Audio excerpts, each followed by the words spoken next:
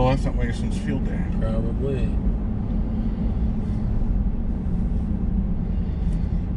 I forgot to put my ears in. Oh, that's pretty.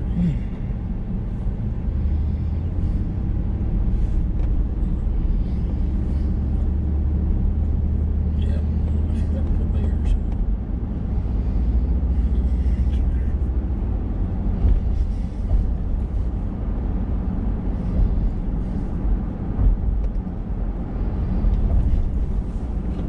This guy got a wire? What are they doing? Spool of cable. Pulling cable. Yeah, she was.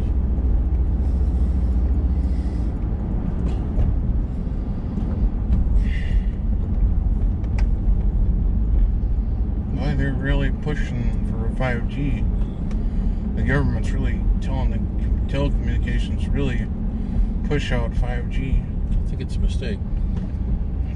Well, there's a lot of promise for it. There's a lot of promise for it. If it works the way it's intended, there's a lot of applications that can be used for it.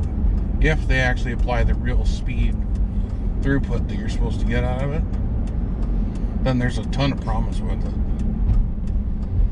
But, you know, there's seldom places where they're pushing out what 4G LTE is supposed to have. Yeah. So Yeah, we still have that's where I kind of question pipe 5G is pipe like, ain't big enough yet.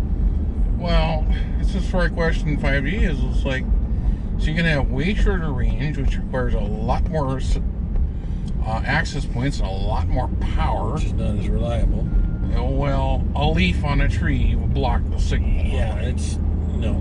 I think it's a bad idea. Now, I don't know. You're going to have a ton, basically from what I heard, and I've told a lot of people this because I've heard it from a number of different places, is if you're going to have true coverage, you're going to have, well, especially in the cities, you're going to have a booster on every light post, like all these street light posts. You're going to have a booster on each one of them. It's ridiculously expensive.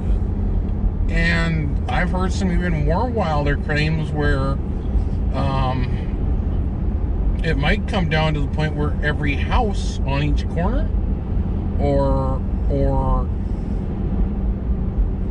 depending on locations, everybody might require some kind of booster put up in their yard or something. Depending on density of city stuff. It's going to be a lot more. It might work in an urban environment, but it's not. Now, in a rural environment, it may not be as bad because you don't have as many things blocking. If you're like North Dakota rural, maybe it's not so bad. Well, I would like the thing to work when it rains. Well, see, I would like to understand how this thing's going to work in northern Minnesota. Or Alaska, like where there's trees everywhere. Well, or it's not. That's the whole thing. It's not going to work. Yeah. Okay, maybe if you have it lined on the edge of the highway where they have these posts or something, and you're shooting down the edge of the highway, maybe. But you know, that's not going to help somebody 10 miles off the highway. They're going to be screwed. Yeah. They're going to hopefully have to keep 4G LTE going because it's just not going to work in its current form. The technology. I mean, some people said they've been trying to work on something else that's supposed to work like 4G LTE, but it's crazy expensive for 5G. Yeah, we'll let you get out of the vehicle and into the house. I'm just dropping down the 2 and 52 bypass split here. Oh, there's my uncle calling from Idaho. Catch you guys later. Have a good one. I don't know that this is a good time to go to the store with everybody trying to loop over here.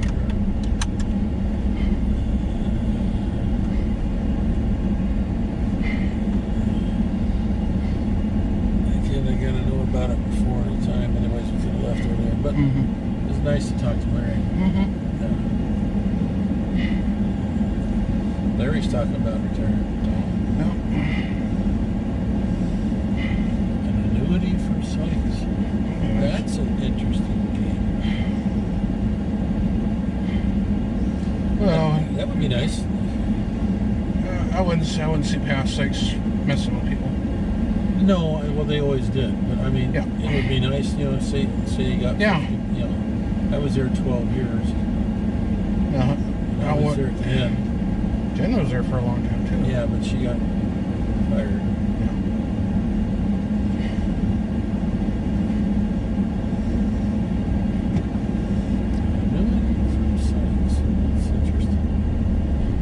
This is why I don't want to be over here when stuff is like that, because everybody's arguing over what lane is what they're doing.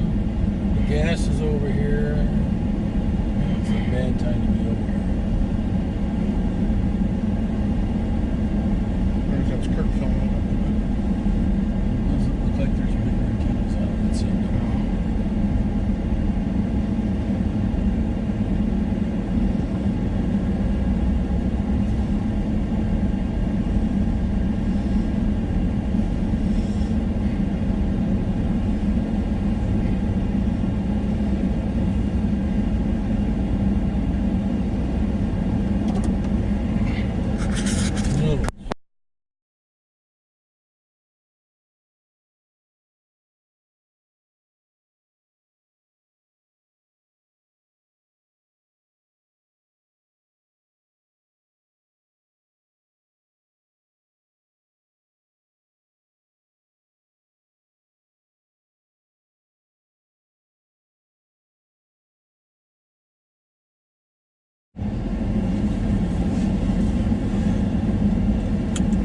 Street lights still messed up, looks like? Apparently. Huh? Apparently. Okay.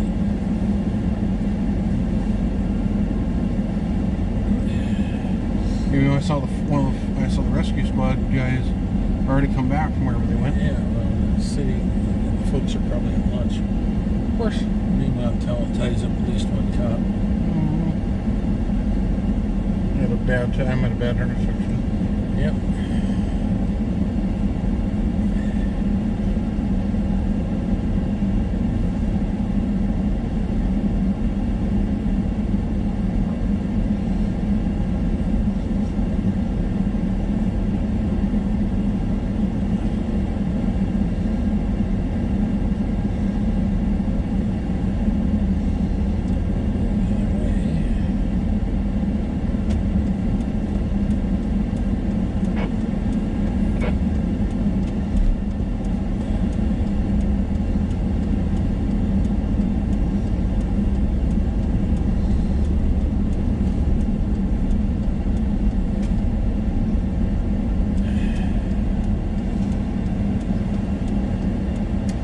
That would be a hoot if we got an annuity from. If I got an annuity from Sykes, that would be a hoot. Yeah, $100 a month or $600 a month. Where she got a big Is that because you were laid off? Because they sold our job out from under us. Yeah. Oh, if they'll admit to it. And then you can prove it that you were there. Yeah. That was 10 years ago.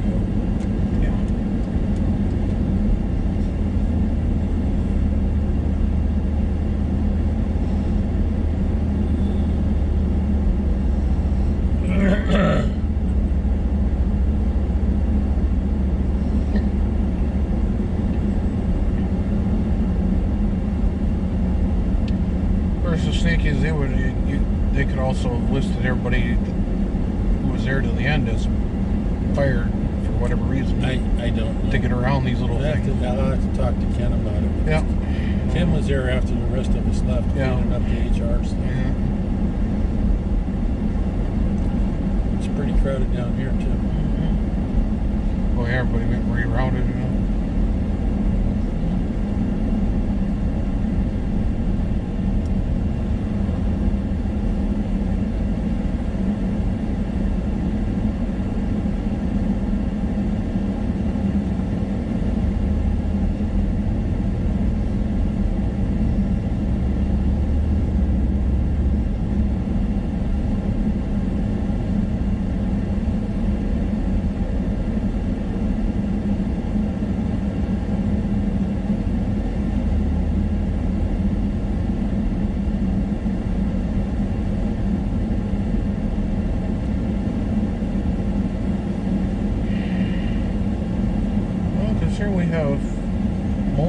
sunny skies.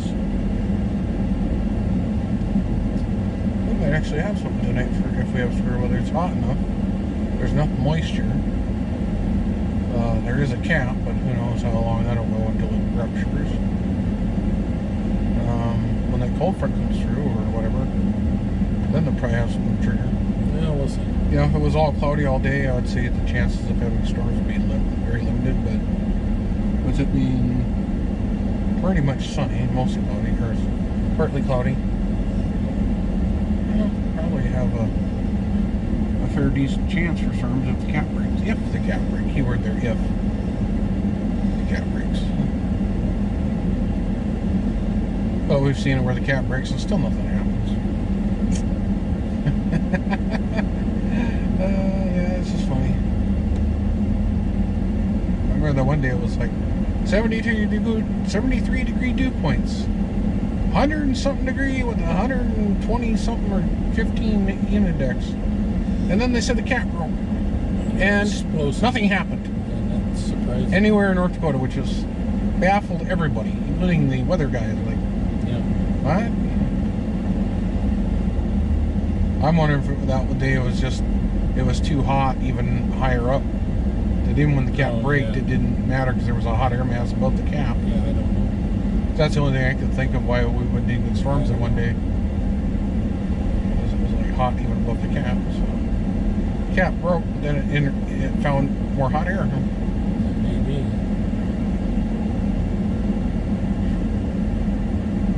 Which is really hard to believe you could have hot air 10, 15,000 feet or 20,000 feet up.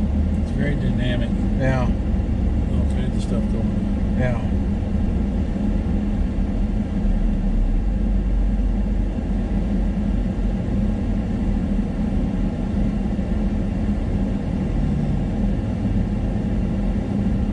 I mean, I don't know how hot it has to, or how cold it has to. Probably got to be around. I don't know. Got to be around zero for clouds to form out. ARRL has a Skywarn book out. Really? I thought that might be interesting.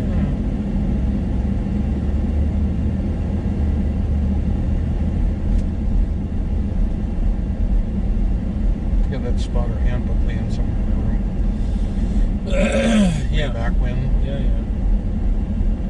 Even had that weather guide.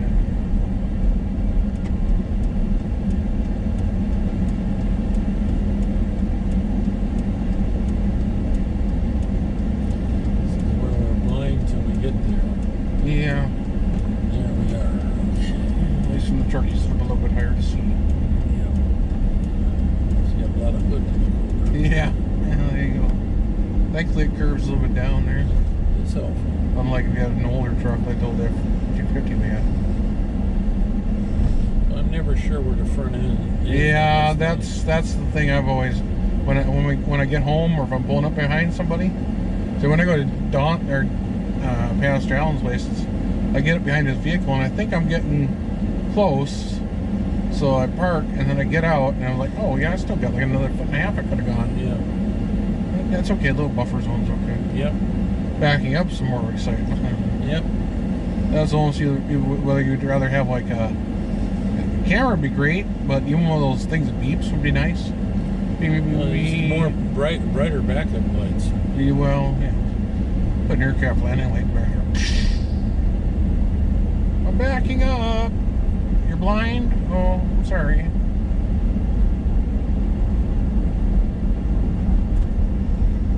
Actually, I'll probably open the back. Oh, sliding that back window helps a lot, but I thought about opening that back inside window to the top. No, don't do that.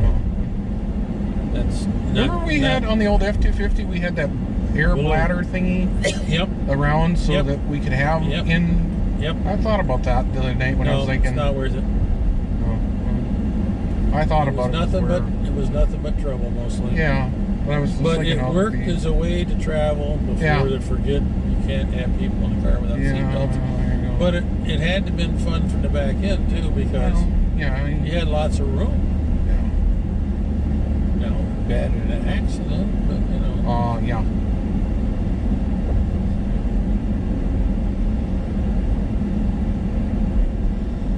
Hey, but it was the 80s. Nobody cared about safety. Well, 50s. It worked. Yeah, it's like riding around the back of the tailgate on a moving That vehicle, was man. fine. That was always considered safe. Yeah. I guess. I'd never do that now, but back then, sure. It'd be really bad if they slammed on the brakes. Yep. You're either gonna go flying forward or flying off.